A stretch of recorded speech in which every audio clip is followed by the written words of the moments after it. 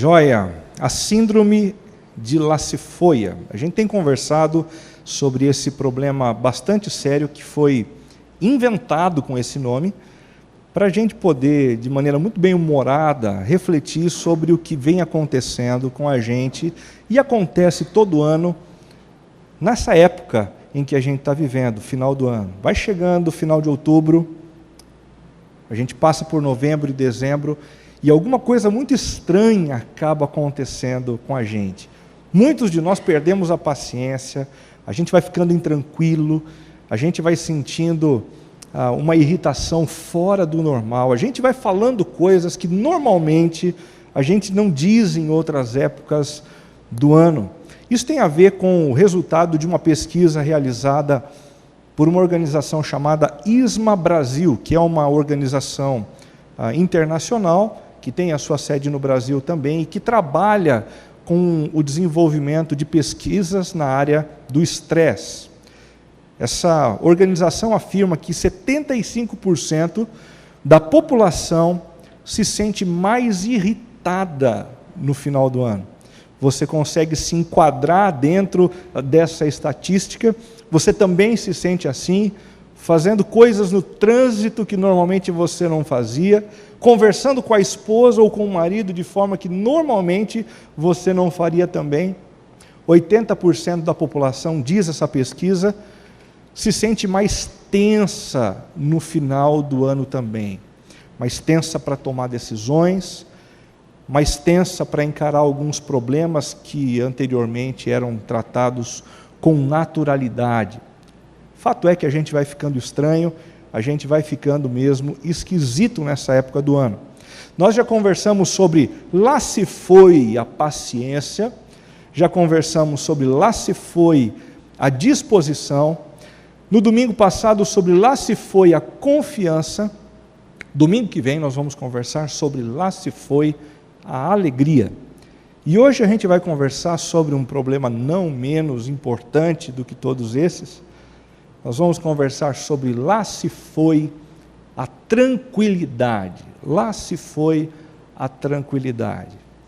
Eu estava pesquisando algumas coisas na internet sobre o que acontece com as pessoas no final do ano, e eu me deparei com esse vídeo do Porta dos Fundos. Eu acredito que alguns de vocês conhecem esse grupo de teatro que faz essas esquetes bem-humoradas. Uma delas fala a respeito de um contexto que é bastante típico do final de ano, né? Os nossos encontros de amigo secreto. E um vídeo bárbaro, se você ainda não assistiu, vale a pena você chegar em casa e dar uma olhadinha, mas mostra um grupo de amigos numa sala, e eles começam então o momento de revelação do amigo secreto. Uma pessoa levanta e diz: o meu amigo é assim, o meu amigo é assado, e de repente ele revela: é você o meu amigo, e ele entrega o presente. Quando o presente é aberto, a pessoa se surpreende dizendo assim: puxa vida, uma viagem para o Havaí, que legal, eu sempre quis ir para o Havaí, mas nunca imaginei que eu pudesse ganhar uma passagem para o Havaí. Aí de repente uma das pessoas da roda olha para a situação e diz assim: pessoal, não era R$50 o valor do amigo secreto? Aí o pessoal: a gente falou brincando, ninguém vai ficar restrito aos R$50, né? Aí essa pessoa que ganhou a viagem se levanta e começa a falar a respeito do seu amigo, dá o presente, e quando o sujeito abre o presente, ele descobre que ele ganhou um Ford Focus. E o pessoal: nossa, que legal, um Ford Focus, que bacana. E o sujeito que tinha comprado um presente de até R$50 de novo: pessoal, como é que é essa história? Um carro? Você deu um carro de presente? E ele começou a se sentir angustiado. E o pessoal: para de falar assim, você está querendo criar um suspense em torno do seu presente, né? E o sujeito começa a suar frio, porque ele não sabe o que está acontecendo. E um outro sujeito levanta e diz que tirou ele de amigo secreto. E quando ele abre aquele presente, ele percebe que ele ganhou uma casa, uma verdadeira mansão. E ele fala assim: eu ganhei uma casa. Ao invés de dizer com alegria, ele fala com com nervosismo, né? Aí o sujeito que deu diz assim: você está com essa cara porque você achou pouco, né? Tem uma surpresa, na garagem tem um Ford Focus. Aí ele começa então, aí ele fica mais nervoso ainda, e chegou a vez dele, ele está de pé, ele pega a sacolinha do Boticário, e ele coloca a mão assim, e o pessoal: o que tem aí? Ele: daqui, não vou mostrar para ninguém não. Aí ele começa a falar do amigo dele. Bom, o meu amigo é uma pessoa assim, muito nobre, não liga para dinheiro.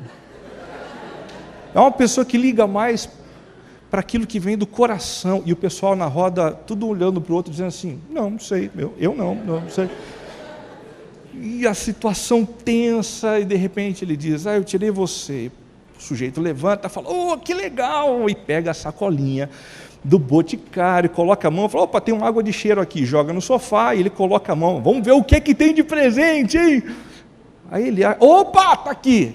E quando ele puxa, ele percebe que nada mais é do que uma divulgação da loja.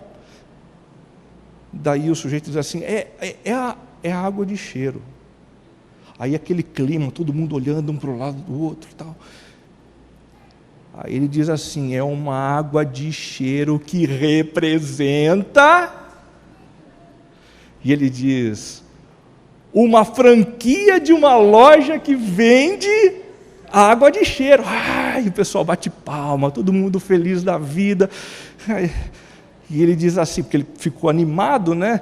E também um Ford Focus. Depois daquela situação, conclui a apresentação do vídeo, e tem um pós-vídeo que aparece ele e o amigo andando numa rua, e o amigo dizendo: mas não era aqui que você falou, não é o número 243? Falando: não, eu acho que eu errei o número da rua. Mas como você errou o número da rua? Bom, uma situação cômica, exagerada, para mostrar o quanto pequenas coisas nessa época do ano acabam deixando a gente desconcertado. Você já ficou desconcertado num amigo secreto? Porque você recebeu um presente que você não estava esperando, muito superior ao valor que você tinha recebido, e agora você tem que dar o presente para o outro. Aí você fica pensando assim: puxa vida, eu deveria ter deixado de ser mão de vaca. Eu tinha que ter comprado um presente melhor. Coisas pequenas, situações constrangedoras pequenas, que acabam roubando a nossa tranquilidade. Não é engraçado? Não apenas coisas sérias, complexas e difíceis nos desarticulam, mas coisas bobas, pequenininhas, desconcertam a gente e nos estressam de maneira muito profunda. Anselm Grun, no seu livro Tranquilidade do Coração, diz algo muito interessante. As muitas causas psíquicas da intranquilidade humana mostram que ela não é produzida apenas por transformações externas.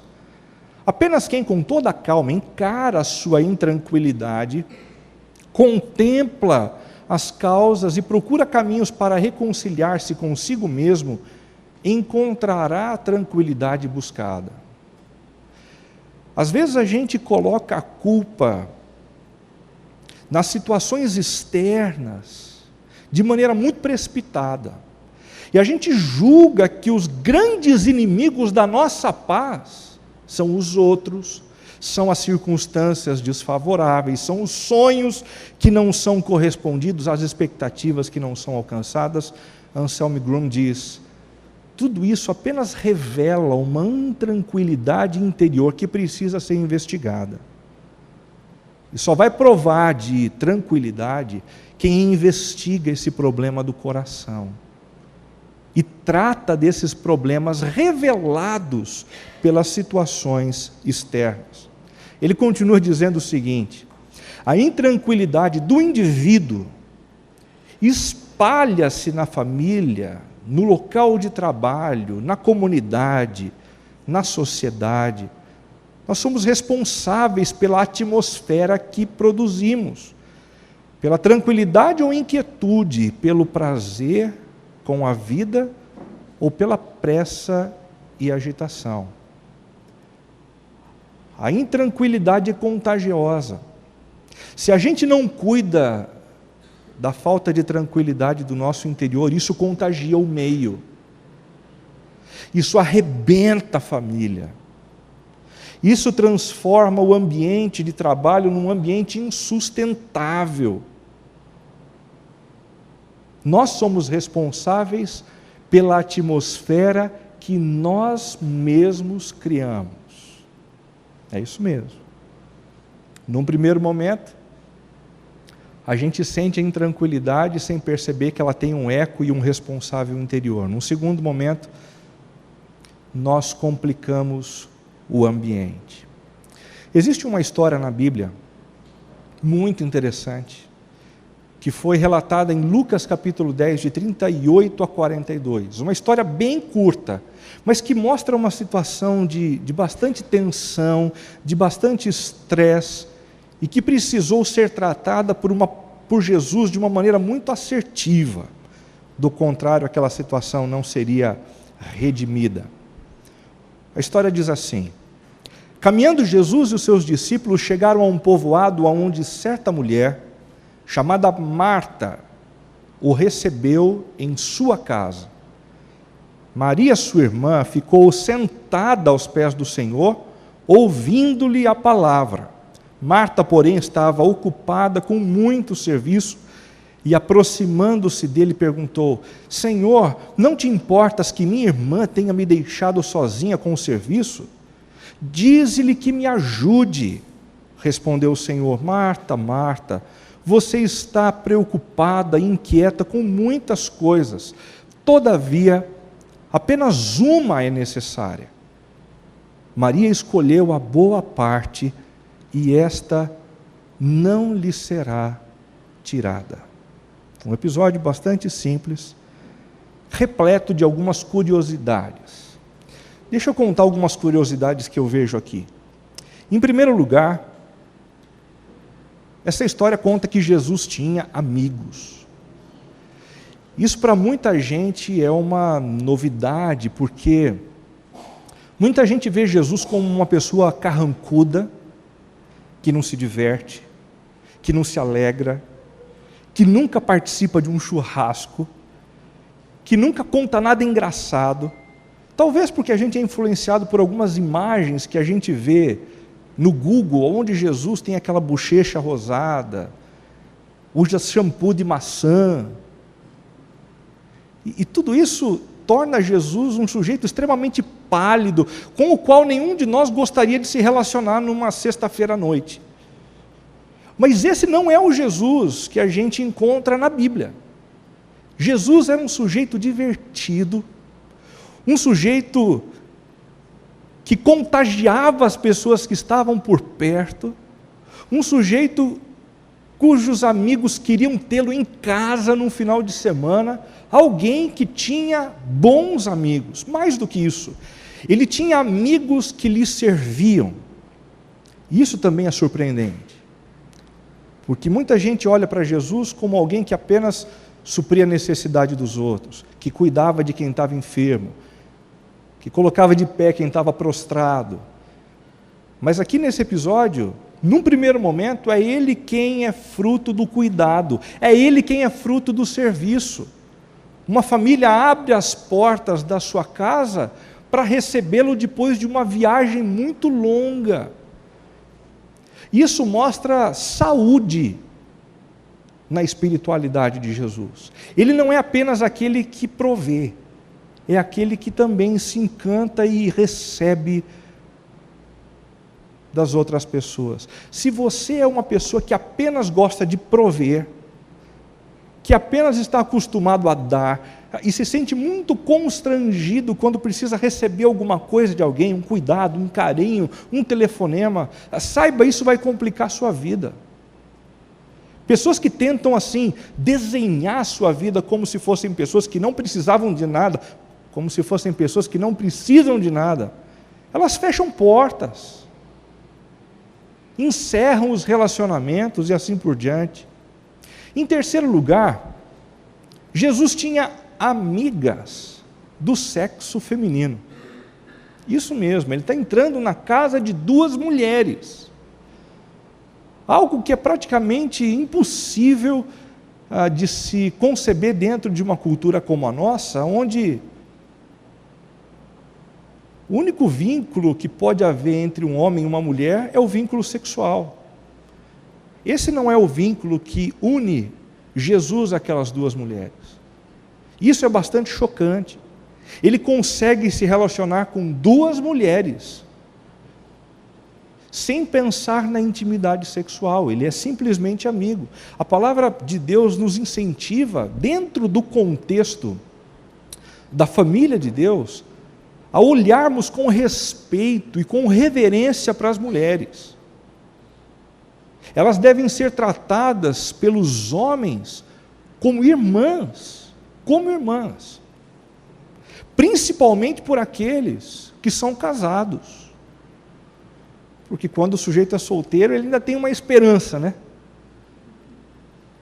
De um olhar ser correspondido, de uma piscadinha ser correspondida também, o que é supernatural, mas Jesus nos mostra aqui a importância de nós não fazermos da sexualidade o único vínculo entre o relacionamento de homens e mulheres.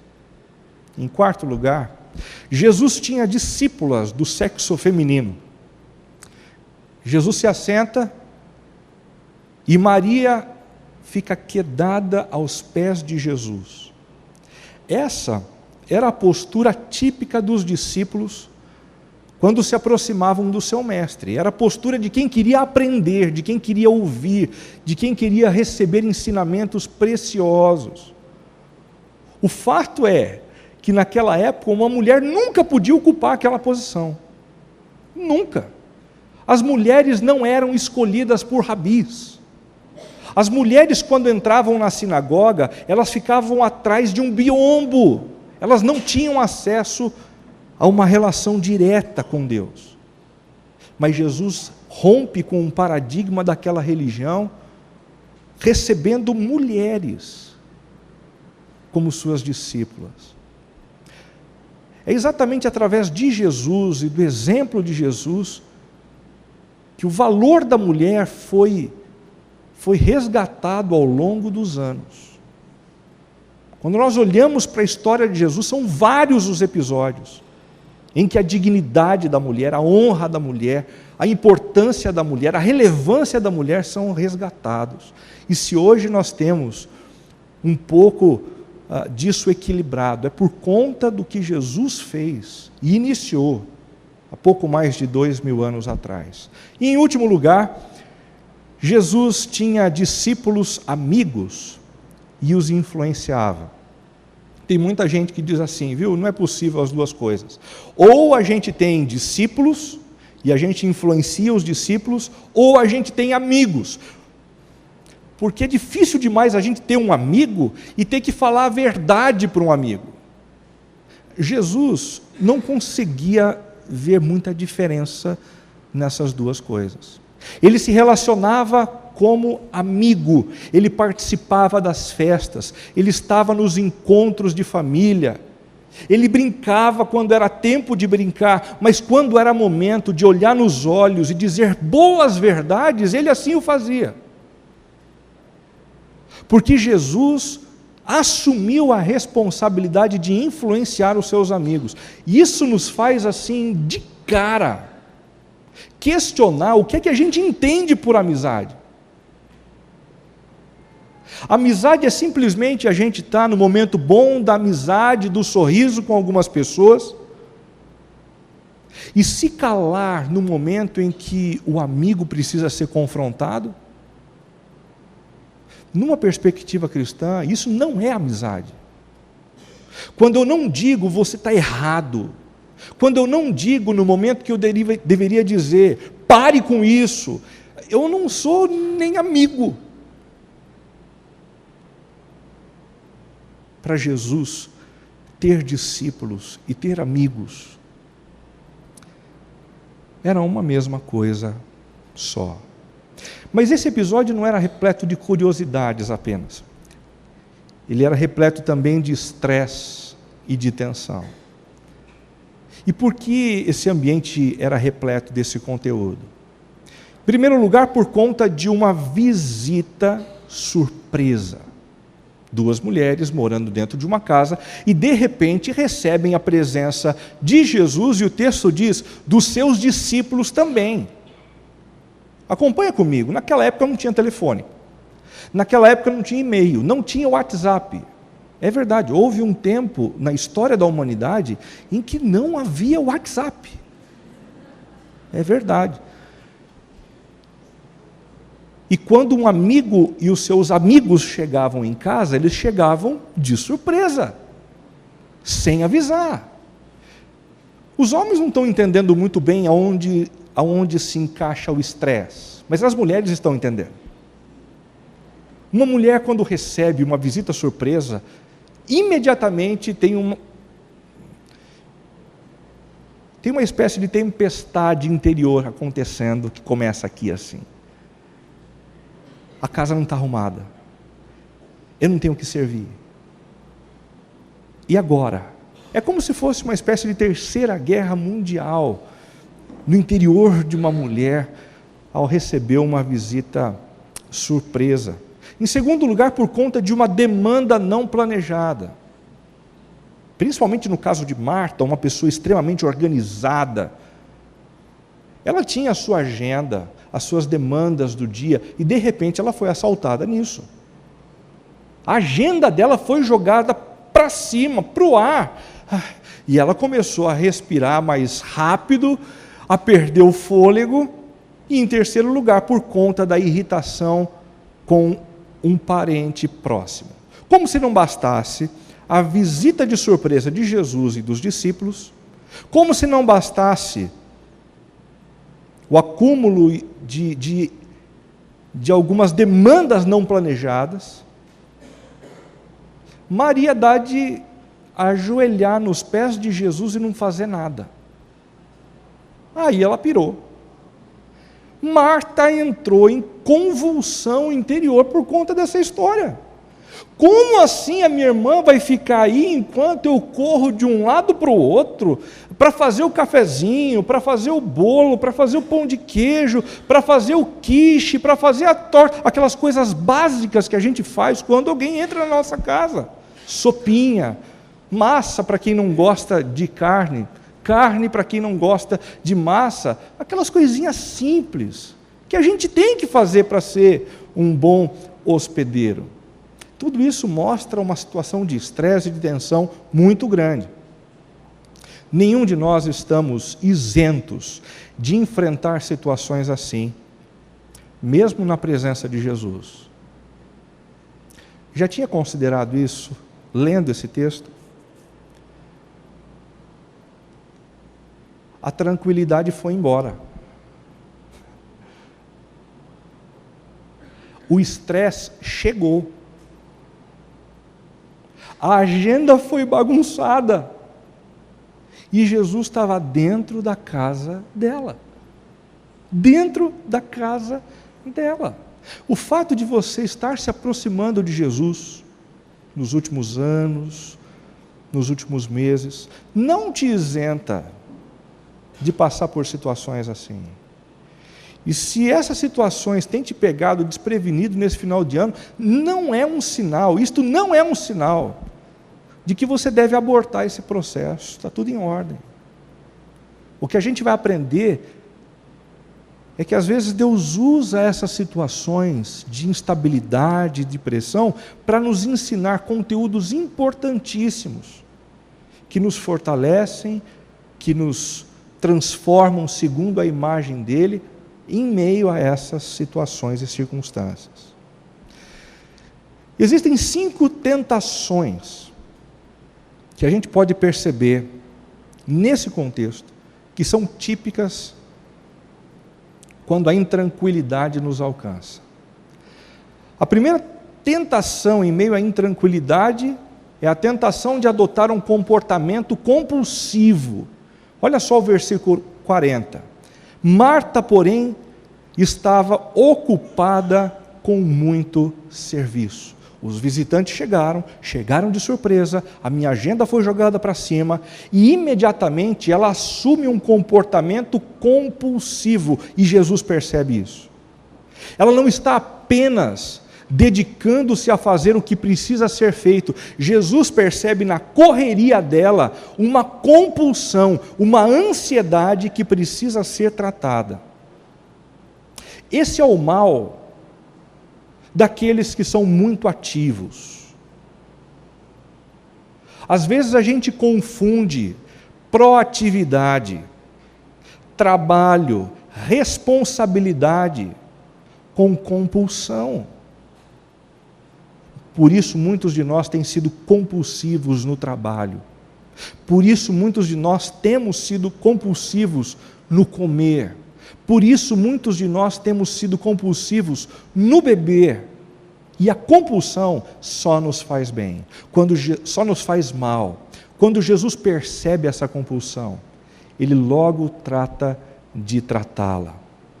Em segundo lugar, a gente tem como tentação em meio à intranquilidade a de produzir uma teologia caótica.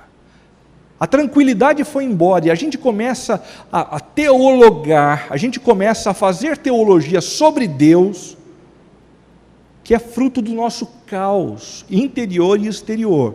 Olhe só no versículo 40. E aproximando-se dele perguntou: Senhor, tu não te importas? O Senhor entrou na minha casa, me trouxe algumas demandas, eu comecei a correr de um lado para o outro, a minha irmã se quedou aos seus pés, e o Senhor não se importa. Perceba com quem Marta está conversando. Com o próprio Jesus, e ela dizendo para Jesus: o Senhor não se importa comigo. Não é exatamente assim que muitos de nós nos sentimos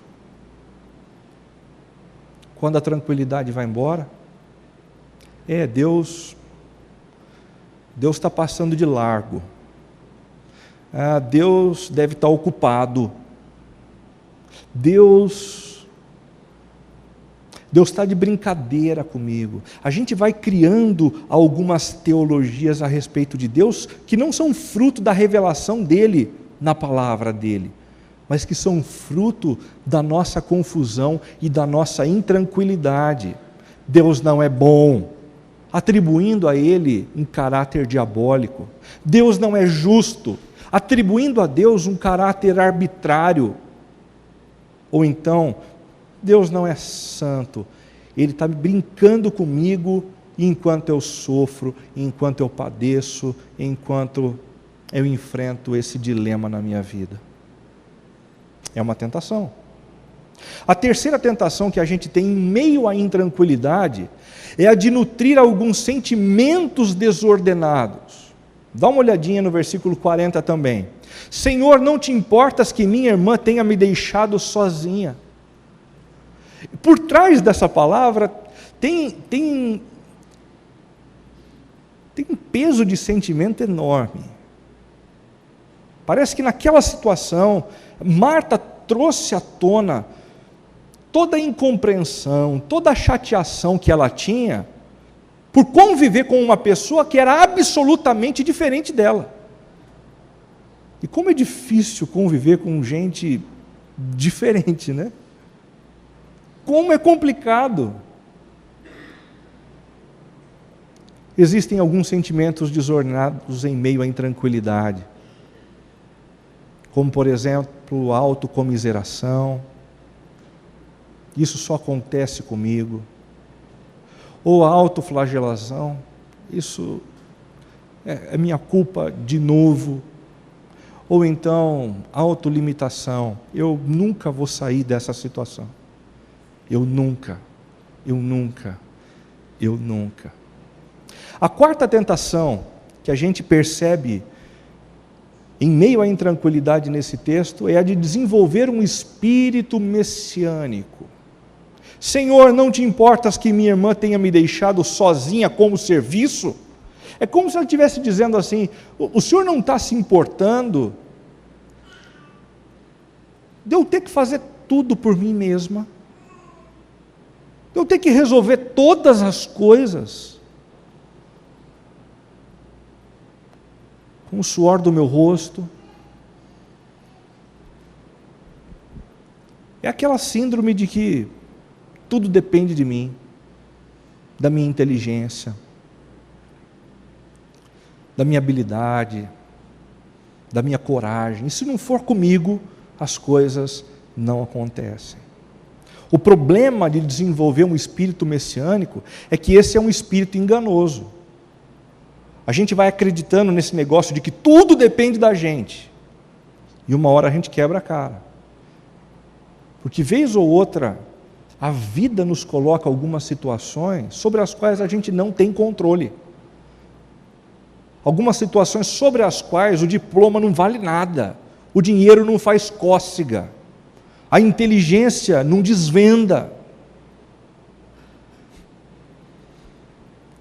É também um espírito arrogante diante dos homens. Pessoas muito ativas, pessoas muito empreendedoras, pessoas proativas, por vezes se acham melhores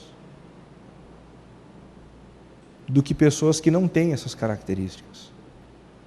E isso é uma mentira. Uma mentira que foi revelada pelo próprio Jesus, e a gente já vai ver o restante da história.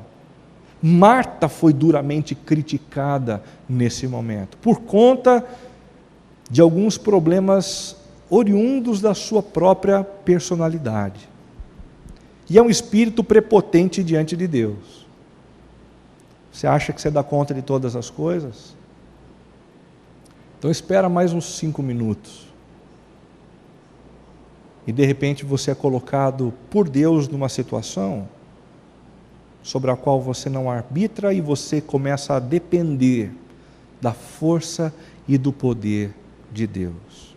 A quinta tentação, cultivar uma espiritualidade disfuncional. Marta, irritada, brava com aquela situação de sua irmã quedada aos pés de Jesus, olha para Jesus e diz: ordena a minha irmã que me ajude. Engraçado, enquanto Maria se queda aos pés de Jesus para se relacionar com Jesus, para ouvir as orientações de Jesus, Marta quer mandar em Jesus. Marta quer fazer os planos para Jesus e dizer assim: essa é a planta, esse é o caminho, essa é a saída, implementa agora, Jesus. Isso é uma espiritualidade disfuncional, gente. Os papéis estão invertidos aqui, está dando para perceber? Existem muitas espiritualidades disfuncionais por aí. Deixa eu dar alguns exemplos para vocês. Em primeiro lugar, a espiritualidade que tem a concepção de Deus como uma força. É muito mais fácil você cultivar uma espiritualidade onde Deus não é uma pessoa, mas é uma energia. Porque aí o seu único desafio é tentar canalizar a força desse ser divino para te favorecer. Então, se você orar desse jeito, com o perfil esquerdo ou com o perfil direito, ou tantas vezes seguida, você vai conseguir manipular essa força para concretizar os seus sonhos e realizar as suas vontades. Deus não é uma força. E a prova disso é que Deus entrou na história. Se fez carne como nós. O seu nome é Jesus, ele mostrou ter intelecto, ele mostrou ter vontade própria, ele mostrou legislar porque é rei. E ele demanda de nós obediência. Uma energia não demanda obediência, mas um Deus pessoal, sim. Uma outra maneira de você cultivar uma espiritualidade disfuncional é tendo a concepção de que Deus é uma espécie de office boy. E tem algumas espiritualidades assim, né? Onde o pessoal fica dizendo para Deus o tempo todo: para a direita, para a esquerda. Sobe, desce, senta. Me dá a patinha.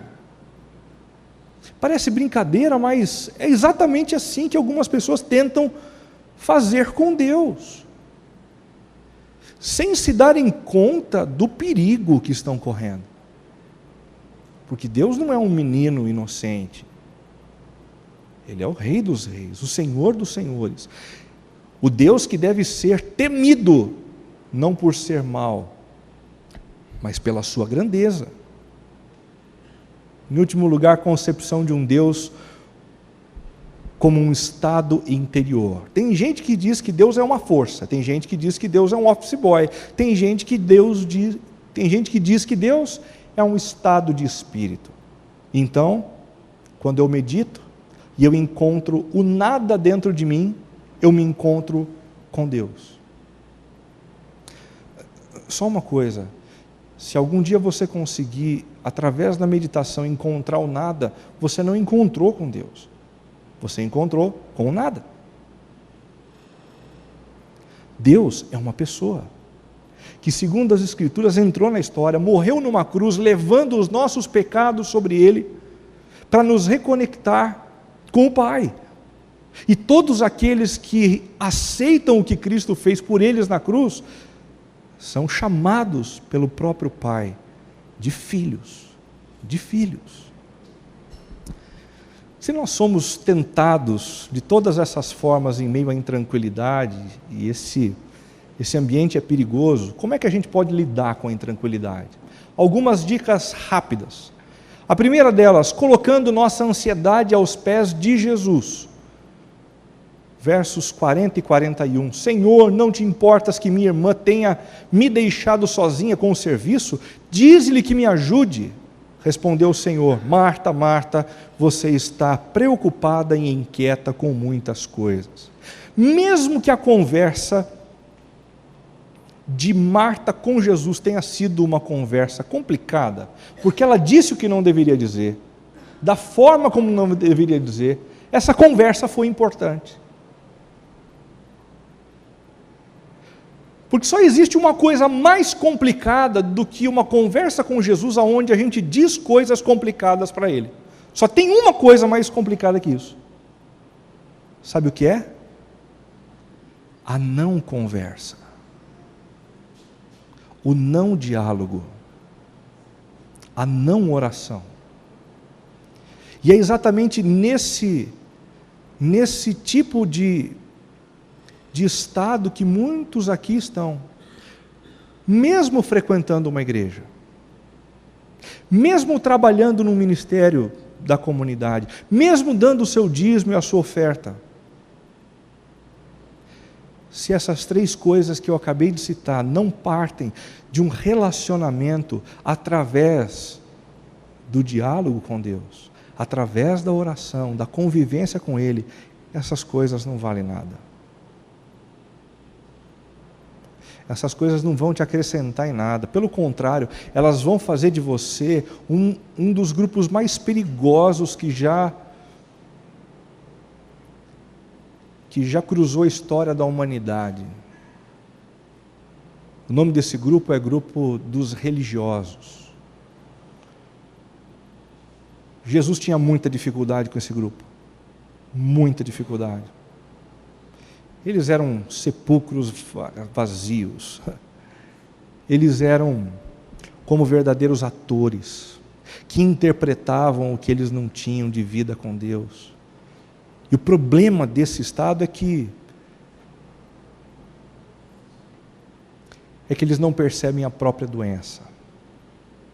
Coloque a sua ansiedade aos pés de Jesus. Se você tem que dizer alguma coisa para Ele a respeito da sua intranquilidade com o que está acontecendo do lado de fora, ou com o que está acontecendo do lado de dentro, converse com Jesus. Entre no seu quarto, abra a sua boca e converse com Jesus. Em segundo lugar, investigando a irritação que sentimos por outros. Primeiro a gente ora e coloca as coisas diante do Senhor. Em segundo lugar, a gente investiga a irritação que nós sentimos por outras pessoas. Você já percebeu cá entre nós aqui, que tem algumas pessoas que nos irritam de maneira voluptuosa, magnânima, espetacular. Essas mesmas pessoas não irritam outros, mas a nós, pelo amor de Deus. Tem algumas pessoas que roubam o nosso sorriso, tem algumas pessoas que roubam o nosso sono, tem algumas pessoas que roubam a nossa tranquilidade. Maria roubava a tranquilidade de Marta.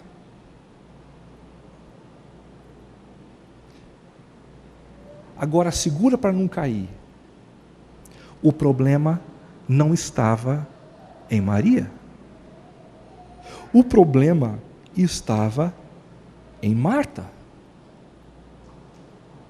Talvez as pessoas que você mais gostaria de ter longe são as pessoas mais importantes na sua vida hoje.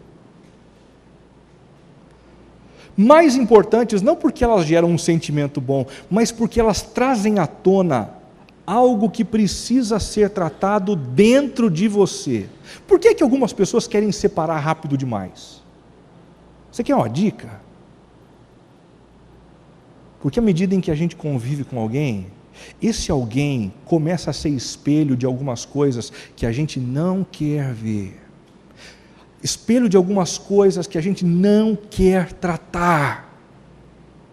Isso não é só no casamento, não. Isso é no ambiente profissional também. Você quer lidar com a sua intranquilidade? Reconheça quem são essas pessoas. E levante a seguinte pergunta: por que é que essas pessoas fazem isso comigo? Qual o problema revelado em mim, e não nelas, em mim, para que essa relação seja turbulenta? Terceiro lugar, como lidar com a intranquilidade, distinguindo o que é necessário do que é doentio. Maria, sua irmã, ficou sentada aos pés do Senhor, ouvindo-lhe a palavra. Todavia, apenas uma coisa é necessária. Tem muita gente que olha para esse texto e entende esse texto errado, como se esse texto trabalhasse a equação entre a ação e a não ação, a proatividade e a preguiça. Não. Não existem esses dois lados aqui na história. Marta não é preguiçosa, Marta é contemplativa. Marta não abriu mão do serviço, ela começou pelas coisas mais importantes. Uma coisa é necessária. Uma coisa é necessária. Dá uma olhada para o seu momento. Principalmente você que está vivendo sobre intensa intranquilidade. Agora tenta perguntar para você mesmo: o que eu estou fazendo que eu não deveria fazer? O que eu estou fazendo que Deus nunca me pediu? Com quem é que eu estou me relacionando que Deus nunca pediu para eu me relacionar com essa pessoa? Se você começar a analisar isso, você vai perceber que muito da intranquilidade que a gente tem é porque a gente acaba nutrindo atividades, compromissos e responsabilidades com as quais a gente nunca deveria se relacionar e se envolver. Por último, como lidar com a intranquilidade? Redefinindo nossa escala de valores. Jesus diz assim: Maria escolheu a boa parte e esta não lhe será tirada. Que parte boa era essa? O quedar-se aos pés de Jesus para ouvir-lhe os ensinamentos. Marta pode pedir, pode ficar brava, pode ter piti, mas eu não vou tirar Maria dos meus pés, porque ela escolheu a boa parte. responde para você. Você escolheu a boa parte? Você tem escolhido a boa parte até aqui? Ou você tem feito da sua vida uma espécie de correria compulsiva atrás de dinheiro, de oportunidades afetivas, de novos contatos, de dinheiro, de posses, para de alguma forma saciar uma sede interior que só pode ser saciada por Jesus. Eu não estou dizendo que as outras coisas não são importantes, elas são, mas comece pelo que é mais importante. Se você for pleno em Jesus, se quedando aos pés de Jesus, vivendo em oração, lendo a palavra dele, você vai ser mais livre para trabalhar, você vai ser mais livre para se relacionar com as pessoas, você vai ser mais livre para lidar com o dinheiro que você tem, ou com o dinheiro que você não tem e gostaria de ter. Livre! Livre! Maria escolheu a boa parte, e esta não lhe será tirada. João capítulo 15, de 1 a 5, nós temos Jesus dizendo assim: eu sou a videira verdadeira, e meu Pai é o agricultor. Todo ramo que estando em mim não dá fruto, ele corta, e todo que dá fruto ele poda, para que dê mais fruto ainda. Vocês já estão limpos pela palavra que lhes tenho falado. Permaneçam em mim e eu permanecerei em vocês. Nenhum ramo pode dar fruto por si mesmo, se não permanecer na videira. Nenhum ramo pode dar fruto por si mesmo, se não permanecer na videira. Nenhum ramo pode dar fruto por si mesmo, se não permanecer na videira. Vocês também não podem dar fruto se não permanecerem em mim. Eu sou a videira, vocês são os ramos. Se alguém permanecer em mim e eu nele, esse dá muito fruto. Pois sem mim, vocês não podem fazer coisa alguma. Pois sem mim, vocês não podem fazer coisa alguma. Pois sem mim, vocês não podem fazer coisa alguma. Para refletir e praticar, quais são as pessoas ou situações que têm trazido intranquilidade a você nesse final de ano? Você consegue identificar essas coisas? Em segundo lugar, o que você aprende sobre você mesmo no enfrentamento dessas situações ou pessoas estressantes? O que a falta de dinheiro está revelando no seu coração? O que o desemprego trouxe à tona no seu coração? O que a possibilidade da tua empresa quebrar trouxe no teu coração? O que o fim do relacionamento, ou a iminência do fim do relacionamento, tem trazido à tona no seu coração? Que passos preciso dar para potencializar o meu relacionamento capacitador com Cristo? Que tal você firmar alguns compromissos agora? Eu sei, o costume de fazer isso não é agora. A gente normalmente faz compromissos no começo do ano.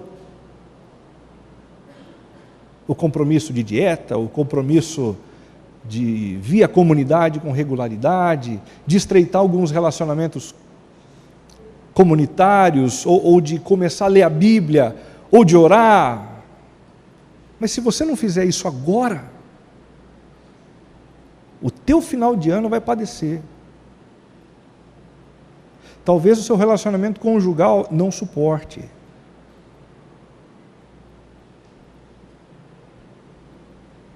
Talvez você não ganhe o saldo em conta espiritual que você precise para passar o que você vai passar no final desse ano? Como você pode potencializar o seu relacionamento com Jesus? Que tal você responder isso diretamente para Ele? Feche os teus olhos e tenha um tempo de conversa com o seu Senhor. O mesmo Senhor que disse para Marta: Marta, para de correr de um lado para o outro. A sua irmã escolheu a melhor parte e esta não lhe será tirada.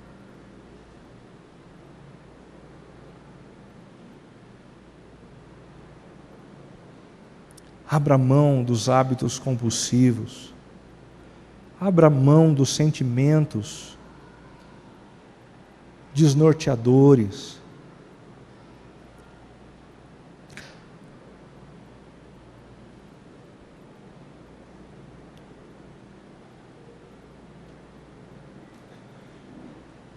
E aceite o convite de Jesus para estar por perto, pois sem Ele nós nada conseguimos fazer.